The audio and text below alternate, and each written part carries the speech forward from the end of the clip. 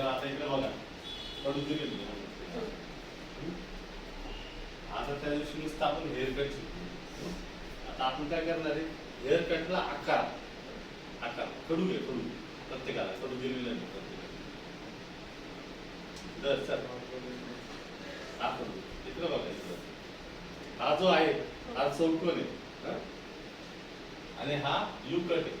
You cut करणार म्हणजे काय करणार आपण सीझर इकडनं फक्त फिरवणार सीझर आहे ही सीझर आहे का याचा हात कसा वळणार असा असा असा कसा असा असा इकडनं पण आहे ना हा चौकोन आहे फक्त काय करणार आम्ही इथून टर्न घेणार म्हणजे इथून हात कसा आपला पडणार राऊंड आणि स्क्वेअर करताना आपण काय करणार सरळ घेणार आणि इथून बरोबर स्क्वेअर करणार.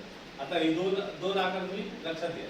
आता त्या दिवशी मी एक 50 कटिंग केली तुम्हाला त्या दिवशी कमलाची त्यावेळेस अशी केस कापली त्यावेळेस आहे ना आपण काय केलं त्या केसांची लेंथ कमी करायची नव्हती आपल्याला लेंथ कमी करायची नव्हती आपल्याला काय करायचं होतं फक्त त्या केसांना आकार द्यायचा होता.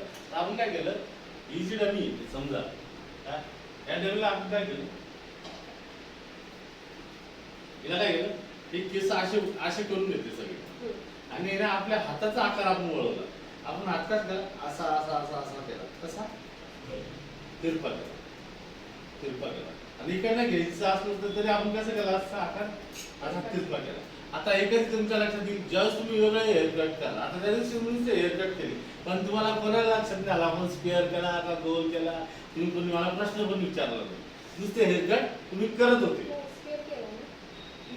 तुम्ही फक्त तुमच्या डोक्यात काहीतरी होतं कटिंग करायची म्हणून केली पण तुम्ही समजा क्लायंटला विचारलं नाही का तुमचा स्क्वेअर करायचा का राऊंड करायचा ऐका तुम्ही केलेलं ते तुमच्या अजून लक्षात घ्या ना. स्क्वेअर करताना फक्त टोकं मिळवायचे आणि राऊंड करताना फक्त आकार द्यायचा. आलं लक्षात. आता या विषयात आपण आज